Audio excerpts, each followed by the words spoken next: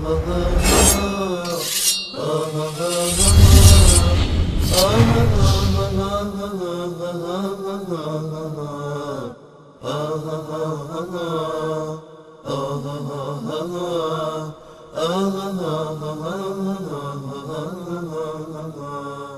سلام علیکم، بفرمایید.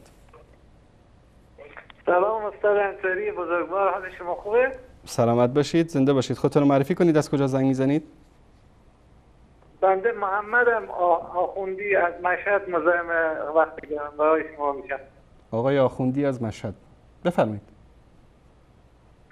بله، من تعجبم یه آقای روستایی اگر برنامه از شب چهارشنبه پیششون دیده باشیم، خودش اقرار میکرد که قرآنی که علی علیه السلام نوشته آورده پیش صحابه و اونها قبول نکردن و حضرت گفته دیگه این قرآن رو نخواهید دید تا آخر از زمان که مهدی من اون رو خواهد آورد.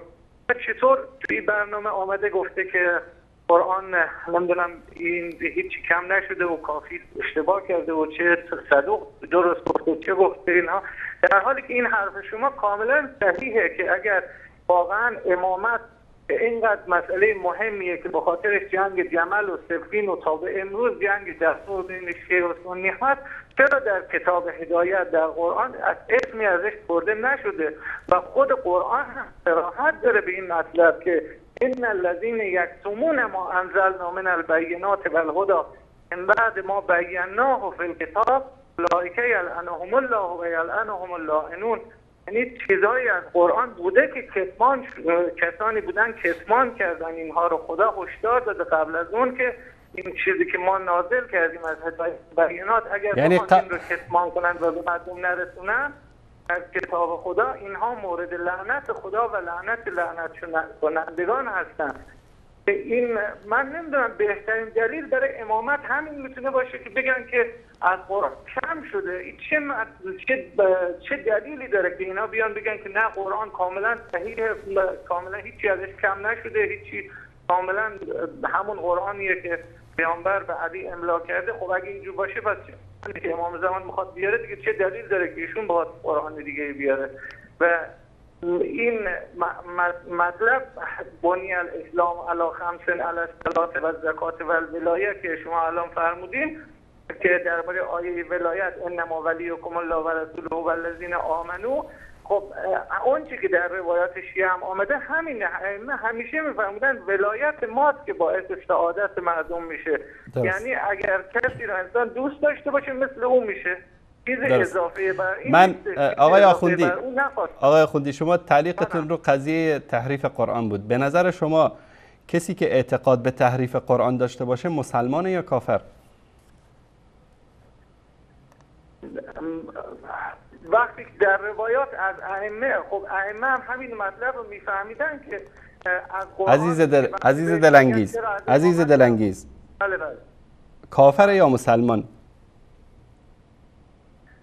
به نظر من اگه کسی قائل به تحریف قرآن نباشه کافر به قرآنه. کسی که قائل به تحریف قرآن نباشه کافره. خیلی جالب. یعنی بیش از 1 میلیارد مسلمان همه کافرند چون قائل به تحریف قرآن نیستند.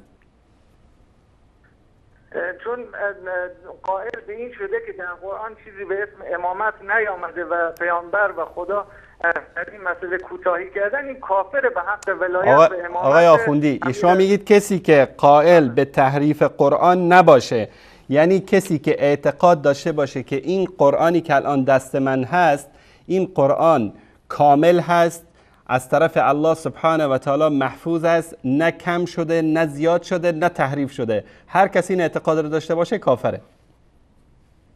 بله. تشکر از شما.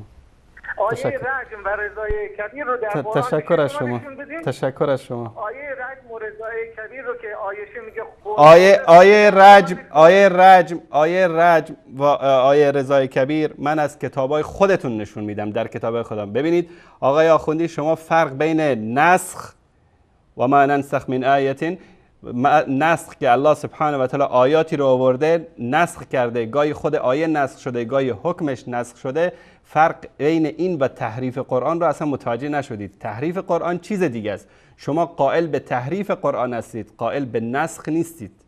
متوجه شدید؟ کتمان آیات قرآن عزیزم، کتمان آیات قرآن، یکی از این آیات قرآنی که دلالت بر امامت حضرت علی داشته و اینو پنهانش کردن، کتمانش کردن، یکی از این آیات رو بخونید.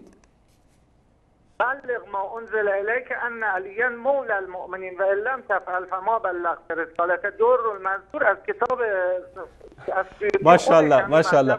این یعنی خوب شد که خودتون اقرار میکنید که یعنی واقعا در قرآن نقص و کمی و زیادی وجود داره.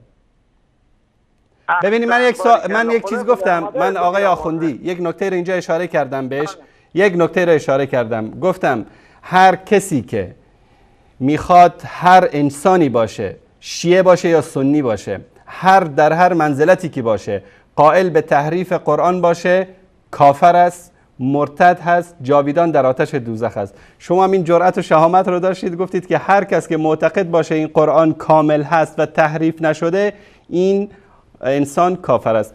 من تشکر میکنم از شما. تشکر میکنم از شما.